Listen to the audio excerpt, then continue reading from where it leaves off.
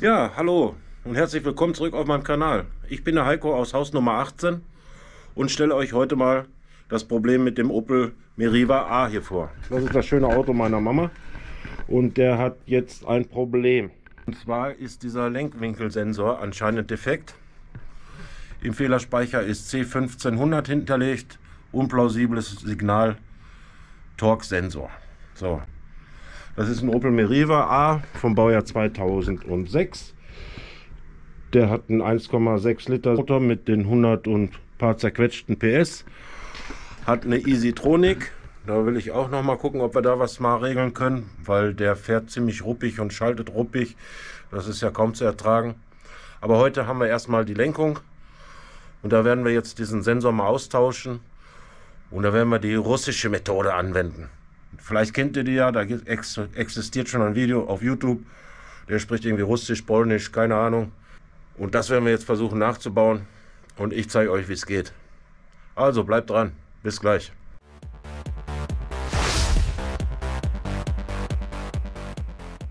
Bevor wir anfangen, werden wir natürlich erstmal die Batterie abklemmen.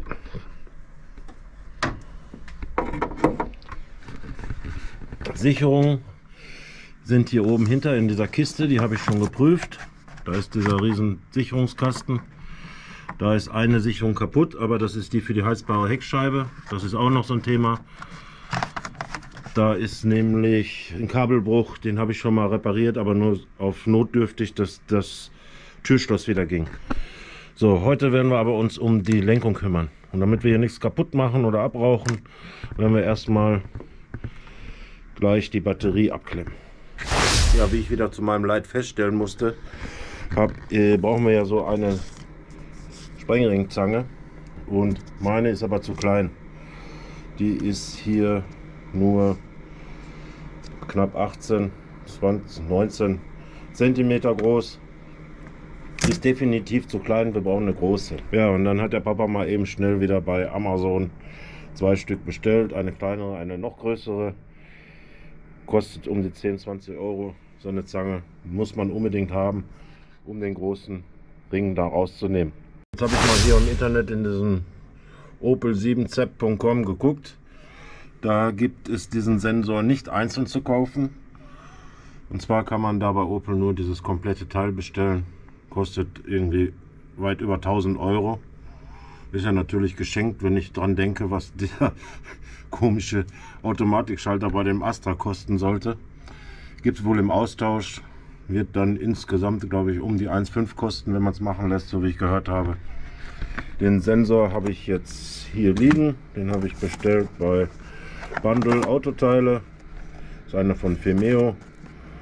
Und den werden wir jetzt mal später da einbauen.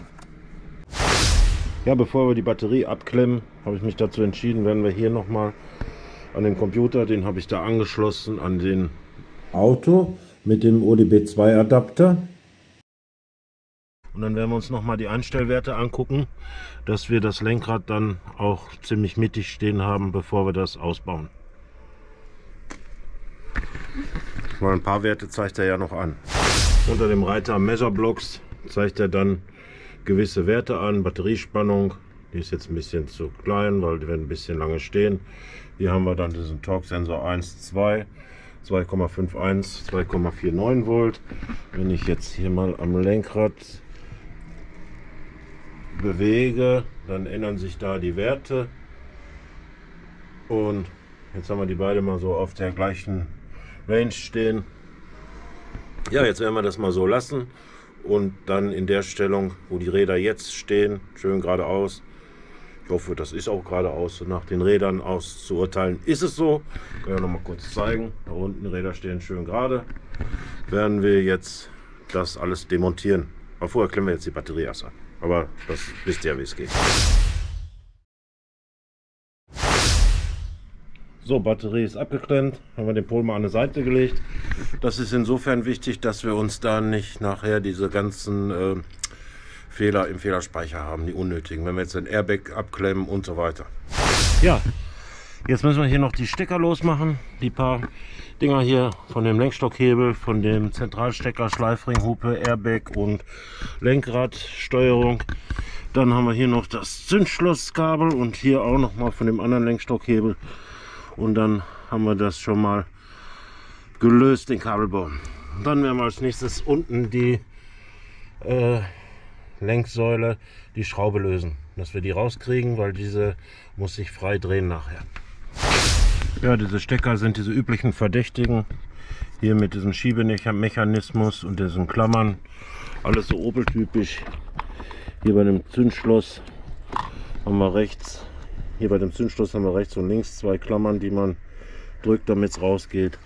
Die anderen haben dann diesen Hebel hier, den man hoch machen kann und rausziehen. Genauso ist es unten nachher mit dem Sensor auch. Ja, hier unten klappen wir dann einfach den Teppich mal runter zwischen den Pedalen und dann haben wir da schon die Schraube, die wir öffnen müssen. Und zwar ist das diese da. Dann kann man den ganzen Hebel abziehen und hat die Lenkung frei drehbar.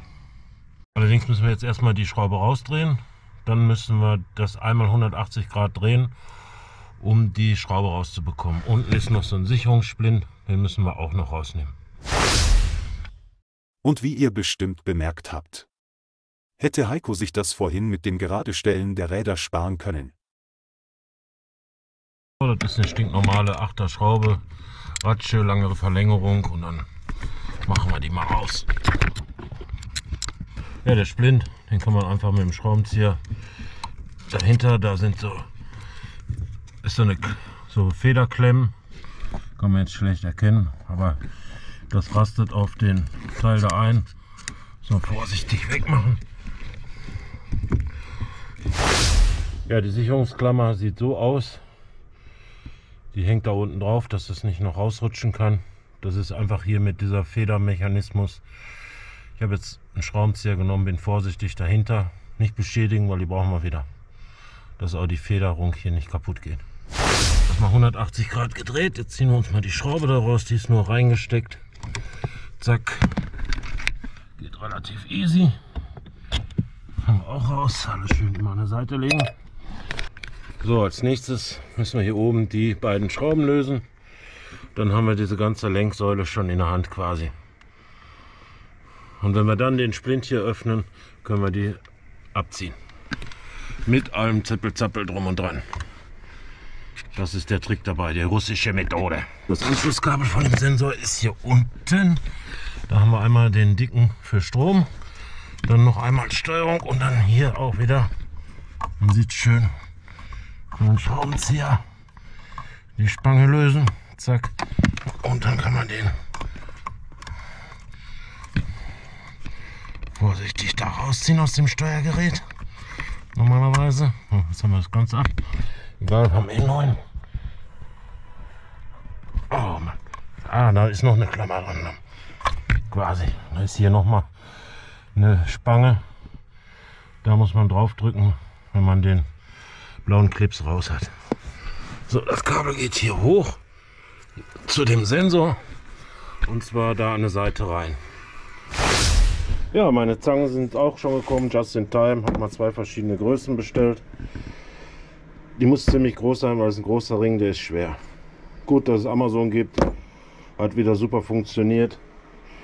Und ich werde jetzt mal versuchen, diesen Ring damit rauszunehmen, bevor ich das abschraube. Weil jetzt komme ich ja noch gut dran. Die große Zange ist schon sehr nötig dafür, weil mit einer kleineren wird es nichts. Es ist sehr stramm, ich muss euch weglegen. So, ist gelungen, ist raus. Aber man sieht ja, guckt euch das an, das fette Teil hier. Sieht man, das sind locker mal 10 cm. Richtig dick und stabil. Da braucht man schon was an Kraft. Also mit so einer großen, die ist jetzt 330 lang. Da hat das gut mit funktioniert. So, jetzt machen wir die zwei Schrauben los. Dann müssten wir das runterklappen können und die Welle rausziehen. Dann müsste hier der Sensor frei liegen.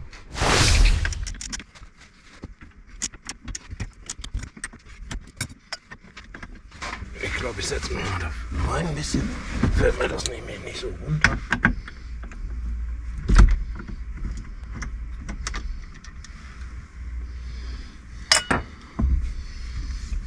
jetzt soll man das einfach hier rauskriegen.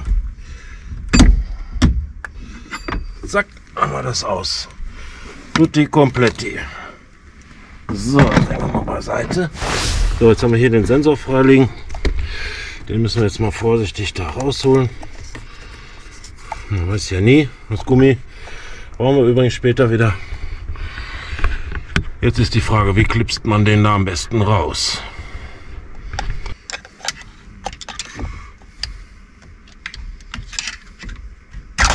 Zack, raus. So, das ging ja relativ einfach. Jetzt ist hier eine Nut. Ja, jetzt seht ihr hier die Nut. Da muss der neue Sensor nachher einrasten. Und da die Position von dem Sensor mit der Klammer da drin, die ist ja hier schon raus, anders ist, muss das unten beweglich sein, dass wir dann den Sensor, weil der hat ja eine fixe Position, auch hier reinbekommen.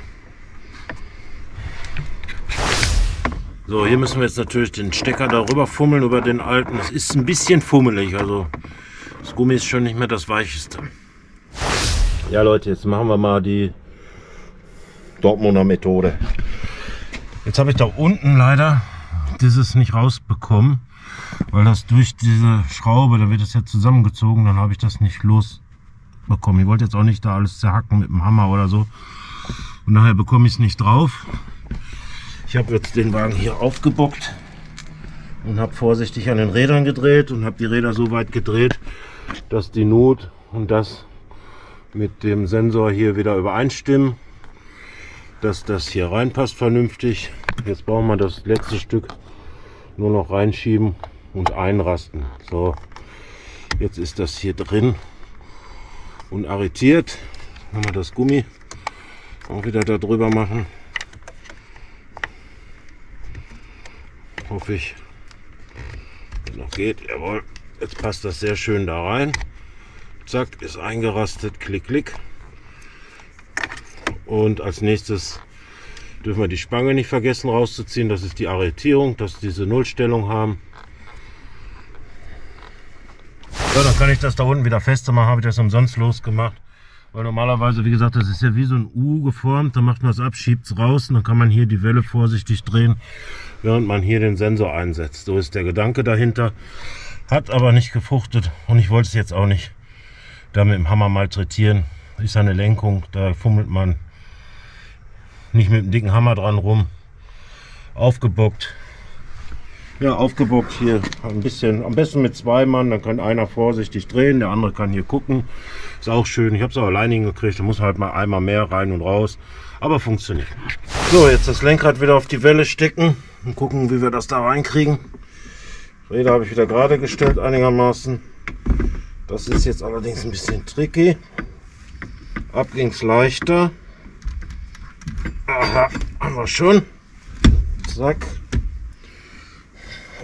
Das letzte Stück. Mit Knabberglück.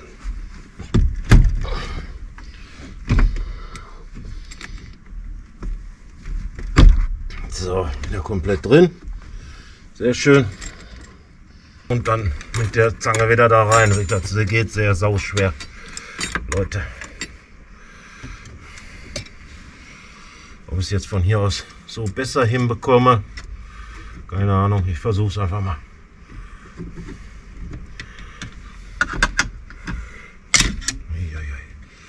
Das ist schon heftig, das Viech hier.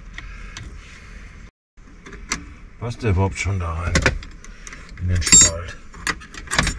Ist das schon richtig drin?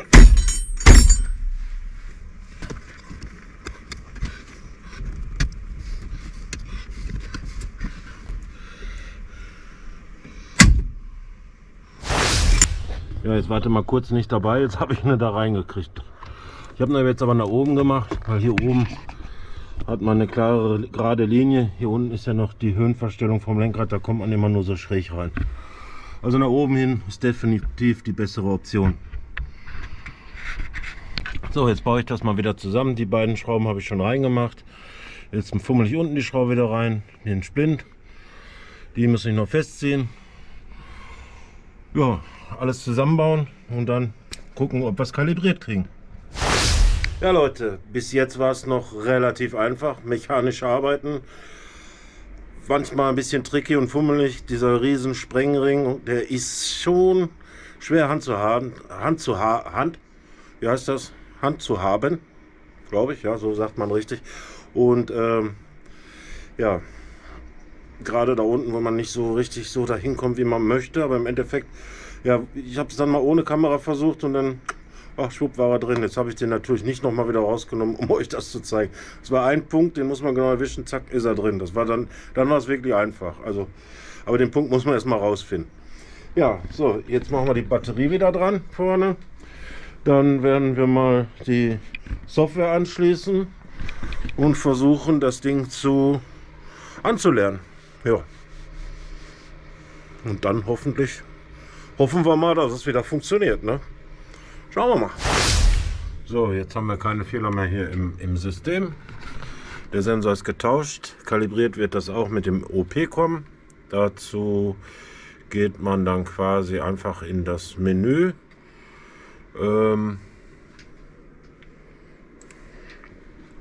Unter Special Functions, dann Kalibration, dann kann man sich da oben die Position vom Lenkrad anzeigen. Das sollte jetzt unter Steering Wheel Position, heißt das. Da kann man dann auswählen, dann wird da so eine -1 oder 0 angezeigt. Dann kann man da nochmal auf 0 stellen. Diese GoPro nervt einfach nur. Dann kann man da diese Programmierung starten. Und dann läuft das durch. Zündung an, Zündung aus. Das wird einem alles am Bildschirm erklärt. Ja, wenn wir den Motor starten, geht die EPLS-Lampe aus. Vielleicht könnt ihr das ja erkennen. Zack, zack, zack. Alles nach und nach weg. Handbremse ist nur angezogen. Lenkrad funktioniert, geht leichtgängig. Wurde jetzt nur aufgebockt, aber wichtig ist, die Lampe aus ist. Die Werte werden am Computer richtig angezeigt. Ich verlinke euch da mal Software. Aber es ist gar nicht so schwer, ne? Jetzt weiß ich nicht, ich habe da mal bestellt bei so einem Servolenkungsspezialisten, den hatte ich angefragt, ob der mich sponsoren will und ob der Interesse daran hat, dass ich ein schönes Video dazu mache. Naja, und die haben dann geschrieben, nee, das möchten die nicht. Das ist eine Anleitung, die sie haben und die wollen sie nicht im Internet veröffentlichen und so weiter. Ich sage, okay, dann haben wir das mal haben die das abgelehnt, ist auch kein Problem. Aber dann wollte ich trotzdem da bestellen und dann haben ich das bestellt über eBay, dann haben die das storniert. Ja, wollen sie nicht, fertig, aus, Feierabend. Dann angeblich dieses Programmiergerät nicht lieferbar und so weiter. Naja, jeder wie er mag.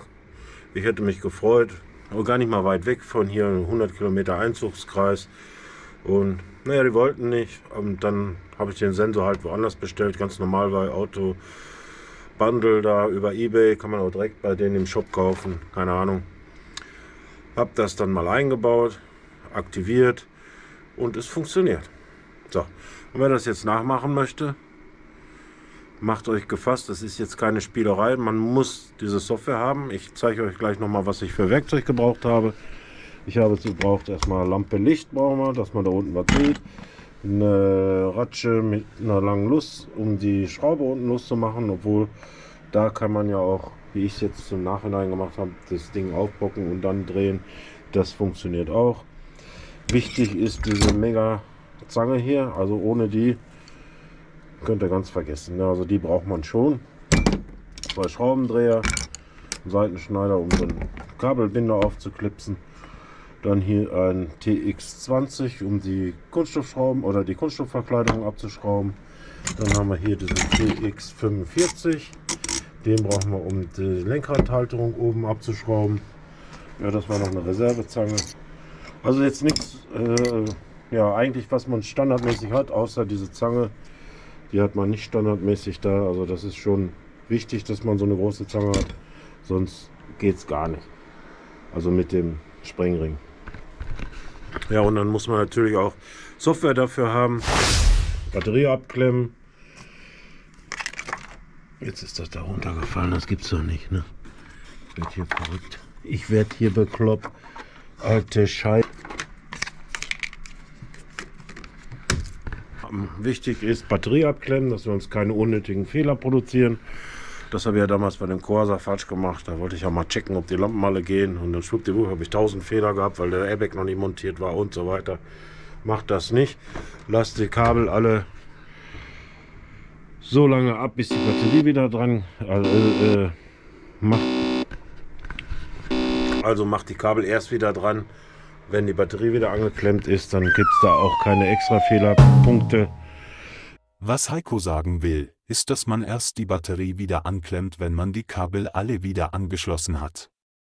Ja, jetzt müssen wir die ganzen Verkleidungen da wieder zusammensetzen. Da unten alles schön zusammenbauen. Und dann hoffen wir mal, dass das funktioniert.